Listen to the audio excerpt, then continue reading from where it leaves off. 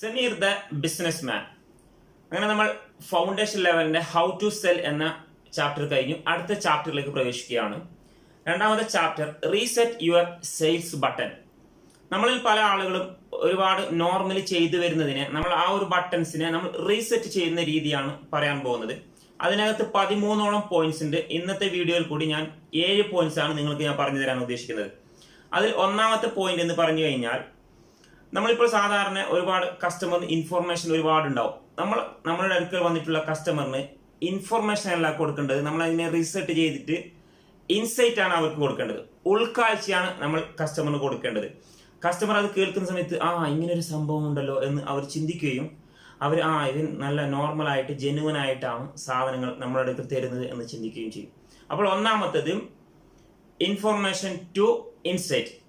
രണ്ടാമത്തെ എന്ന് പറഞ്ഞു കഴിഞ്ഞാൽ, നമ്മളിപ്പോൾ ബിഫോർ ആണെങ്കിൽ നമ്മൾ മുമ്പ് എന്ന് പറഞ്ഞെങ്കിൽ ഇപ്പോൾ നോർമലി ഇപ്പോൾ നടന്നു വരുന്നവരുള്ളത് പ്രസന്റേഷൻ ചെയ്യുകയാണ്. നമ്മളിപ്പോൾ കസ്റ്റമർ വന്നു കഴിഞ്ഞാൽ നമ്മൾ ഒരുപാട് സംസാരിക്കും, നമ്മളിങ്ങനെ സംസാരിച്ചു കൊണ്ടേയിരിക്കും, കസ്റ്റമർ അത് കേട്ടുകൊണ്ടേയിരിക്കും. എന്നാൽ അത് മാറ്റിയിട്ട് നമ്മൾ റീസെറ്റ് ബട്ടൺ. രണ്ടാമത്തേത് കോൺവെർസേഷൻ, അതായത് കസ്റ്റമർ നമ്മൾ തമ്മിൽ ഒരു ബന്ധമുണ്ടാക്കുന്ന റാപ്പോ ക്രിയേറ്റ് ചെയ്തുകൊണ്ട് നമ്മൾ കസ്റ്റമറോട് ചോദിക്കുന്നു, അതിനുശേഷം കസ്റ്റമർ പറയുന്നത് നമ്മൾ കേൾക്കുന്നു, അതിനുശേഷമാണ് നമ്മൾ കസ്റ്റമറിന് സൊല്യൂഷൻ കൊടുക്കുക. അപ്പോൾ നമ്മളൊരു സുഹൃത്ത് എന്ന രീതിയിലുള്ള ഒരു സംസാര രീതിയായിരിക്കും അവിടെ വരുന്നത്. ഇത് തന്നെയാണ് റീസെറ്റ് ബട്ടൺ 2. അടുത്ത റീസെറ്റ് ബട്ടൺ 3 വരുന്നത്, നമ്മളിപ്പോൾ സാധാരണയായിട്ട് നിലവിൽ കണ്ടുവരാറുള്ളത്, നമുക്ക് ഒരുപാട് ആളുകൾ നമുക്ക് സൊല്യൂഷൻ പറഞ്ഞു തരാൻ വേണ്ടി ഉണ്ടാവും. എന്നാൽ അതിനെ മാറ്റിയിട്ട് നമ്മൾക്ക് കസ്റ്റമൈസ്ഡ് സൊല്യൂഷൻ കൊടുക്കാൻ വേണ്ടി സാധിക്കണം. അതായത് എനിക്ക് വേണ്ടിയിട്ടാണ് പറഞ്ഞു തരുന്നത് എന്ന ചിന്ത വരണം. ആ ഒരു ചിന്ത ഉണ്ടാക്കിയെടുക്കുന്നതാണ് റീസെറ്റ് ബട്ടൺ 3. അടുത്ത 4ാമത്തെ റീസെറ്റ് ബട്ടൺ എന്ന് പറഞ്ഞു കഴിഞ്ഞെങ്കിൽ, നമ്മളിപ്പോൾ നോർമലി മുമ്പൊക്കെ ഒരു ബന്ധങ്ങളുടെ പിന്നിലായിരിക്കും നമ്മൾ സാധനങ്ങൾ വാങ്ങാൻ വേണ്ടി പോവുക. എന്നാൽ ഇന്ന് കാലം മാറി. റീസെറ്റ് ബട്ടൺ 4ൽ പറയുന്നത് നമ്മൾ പാർട്ട്ണർഷിപ്പ് എന്ന രീതിയിലേക്ക് കൊണ്ടുവരിക. നമ്മളിപ്പോൾ പല ആളുകളും പല സാധനങ്ങളും പാർട്ട്ണർഷിപ്പ് രൂപത്തിൽ ഉള്ള ആളുകളുടെ അടുത്തേക്കാണ് സാധാരണ പോയി വരാറുള്ളത്. അപ്പോൾ ആ ഒരു രീതിയിലേക്ക് നമ്മൾ റീസെറ്റ് ബട്ടൺ ക്രിയേറ്റ് ചെയ്യുക. 5ാമത്തെ റീസെറ്റ് ബട്ടൺ എന്ന് പറഞ്ഞു കഴിഞ്ഞെങ്കിൽ, നമ്മളിപ്പോൾ നമ്മുടെ അടുക്കലുള്ള പ്രൊഡക്റ്റോ സർവീസോ അത് ജസ്റ്റ് ഒരു പ്രൊഡക്റ്റോ സർവീസോ മാത്രമായിരിക്കും. എന്നാൽ റീസെറ്റ് ബട്ടൺ ഉപയോഗിച്ചിട്ട് നമ്മൾ അതിനെ ലിവറേജ് ചെയ്യുക. ലിവറേജ് ചെയ്യുക എന്ന് പറഞ്ഞു കഴിഞ്ഞാൽ, നമ്മളിപ്പോൾ ഉദാഹരണമായിട്ട് നമ്മളിപ്പോൾ ഒരു കല്ല് നമുക്ക് പൊന്തുന്നില്ല എങ്കിൽ നമ്മളൊരു ഇരുമ്പ് വടി ഉപയോഗിച്ചിട്ട് നമ്മൾ അതിനെ പ്രസ് ചെയ്തിട്ട് കല്ലിനെ ലിവറേജ് ചെയ്യുന്നു, നമ്മൾ തള്ളി മാറ്റുന്നു. ഇത് തന്നെയാണ് നമ്മൾ ചെയ്യാറുള്ളത്. കാരണം നമ്മളുടെ അടുക്കലുണ്ടാകുന്ന ഐഡിയകളും അതുപോലെ തന്നെ കണ്ടന്റ്, സ്കില്ല്, ടൈം, പിന്നെ നമ്മുടെ എക്സ്പീരിയൻസ്, ഇതൊക്കെ നമ്മൾ കസ്റ്റമറുമായിട്ട് ഷെയർ ചെയ്തുകൊണ്ട് നമ്മൾ കസ്റ്റമറെ ലിവറേജ് ചെയ്യാൻ വേണ്ടി സഹായിക്കുക എന്നതാണ് റീസെറ്റ് ബട്ടൺ 5.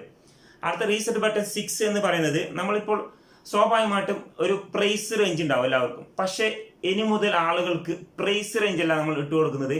നമ്മൾ റീസെറ്റ് ബട്ടൺ 6ൽ പറയുന്നത് റിസ്ക് ഫാക്ടറാണ് നമ്മൾ കസ്റ്റമറിന് ഉണ്ടാക്കിയെടുക്കുന്നത്.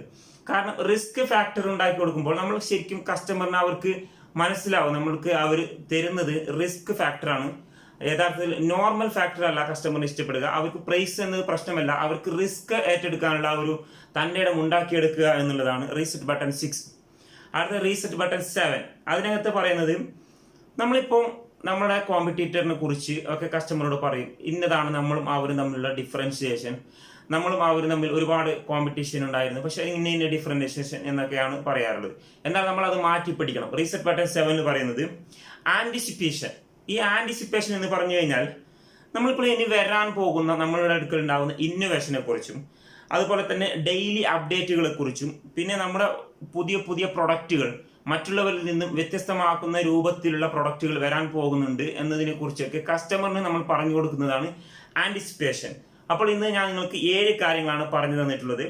ഒന്നാമത് ഇൻഫർമേഷനിൽ നിന്നും ഇൻസൈറ്റ്, രണ്ടാമത് പ്രസന്റേഷനിൽ നിന്നും കോൺവെർസേഷൻ, മൂന്നാമത് സൊല്യൂഷനിൽ നിന്നും കസ്റ്റമൈസ്ഡ് സൊല്യൂഷൻ, 4ാമത് റിലേഷൻഷിപ്പിൽ നിന്നും പാർട്ട്ണർഷിപ്പിലേക്ക്, 5ാമത് just a product or service എന്നതിൽ നിന്ന് മാറിയിട്ട് നമ്മൾ ലിവറേജിലേക്ക് മാറുക, 6ാമത് പ്രൈസ് എന്ന ഫാക്ടറിൽ നിന്നും റിസ്ക് ഫാക്ടറിലേക്ക് മാറുക, 7ാമത്തത് ഡിഫറൻഷിയേഷനിൽ നിന്നും ആന്റിസിപ്പേഷനിലേക്ക് മാറുക. ഈ 7 കാര്യങ്ങളാണ് ഇന്ന് ഞാൻ നിങ്ങൾക്ക് പറഞ്ഞു തരുന്നത്.